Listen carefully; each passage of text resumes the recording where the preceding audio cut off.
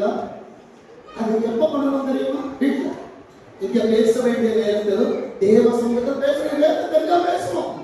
சொல்லுங்க, நல்லவனா கெட்டவனா? நல்லவன். சரி, அல்பாராஜிக்கு தாவீது கெட்டவன், உங்களுக்கு நல்லவன். வேதத்தை வந்து பார்ப்போம். 1 ராஜாக்கள் 15:5 வாசிங்க பார்ப்போம்.